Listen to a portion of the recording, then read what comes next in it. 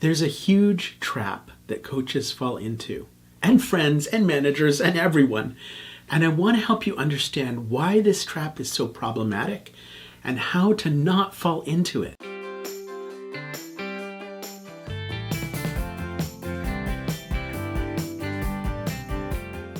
The other day, I was in a meeting with some coaches, and the facilitator asked us a tough question about what makes it difficult to have conversations about diversity and to bring up something that might be challenging for someone else to hear.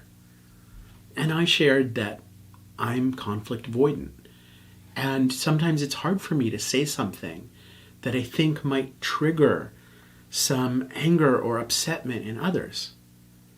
Now, if you're familiar with my work, you know I do this every day.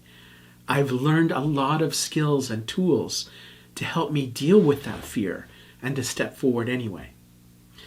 There was another person in the breakout room whose response was something that I think is very important for us to understand as coaches, but also in our lives day to day.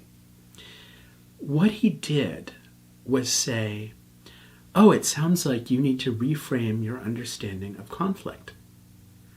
Now, that might be true, and it might be useful, but there are two issues that are essential for us to understand as coaches to really adopt the coach approach. The first is, he did not have my assent. One of the basic rules of coaching: you cannot coach somebody unless you've agreed to be in that relationship. When you give somebody unsolicited advice, you are pushing them and you're taking your agenda and you're saying, "Hey, there's something wrong with you. I know better. I'm going to fix you." And even if you're doing it with the best intentions, and even if the advice is really good, that trap of being over somebody, of being the one who has the answer, that is not coaching. So one of the things that I tell coaches who I'm training is, when you know the answer, when you know what your client should do, you're not coaching. Coaching isn't about advising.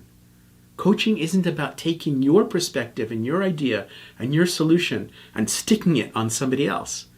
Coaching is about helping your client discover and standing shoulder to shoulder with them and having them feel your support as they find a solution that's going to work for them.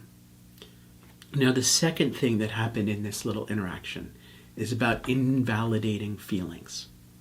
One of the basic rules of our work on emotional intelligence is that we want to see feelings as something valuable. Feelings are a message from you to you. In this case, when I acknowledge this little bit of fear that I have and this concern that I have about anger, if this person was one of 6 Seconds emotional intelligence coaches, he would have known I'd just given this precious gift. I'd shared something that was an insight from inside myself. And this isn't a time to say, "Hey, you're wrong to feel that. Let me fix you." It's time to say, "Thank you for sharing that. There's something really interesting there. Do you want to tell me more about it? Wow, I hear you. There's an emotion that you're sharing. That must be telling you something significant." When we treat one another's feelings as something precious, when we treat one another's feelings, if somebody expresses a feeling and they admit something that's difficult and they bring that out, if we treat that as a huge gift of trust, a huge opportunity to have a deeper conversation, if we treat it that way, we're going to have much deeper and much more powerful conversations. Because what happens when we start validating one another's feelings and saying, "Thank you for sharing that," we start to see more deeply into what's going on for each other. And then we start to see more deeply what's going on for ourselves. Coaching is a kind of mirror. It's a mirror for you as a coach to see yourself and your own reactions. But you don't hold up a mirror to your client and say, "Hey, this is you." It's actually through your own self-awareness, through the way you tune in to what's happening with them, it's in that light that they start to see themselves. When you're having a conversation with somebody, if you really want to adopt the coach approach, 2 key points. Don't coach without permission. Make sure your client wants your support and you understand what that support is for them.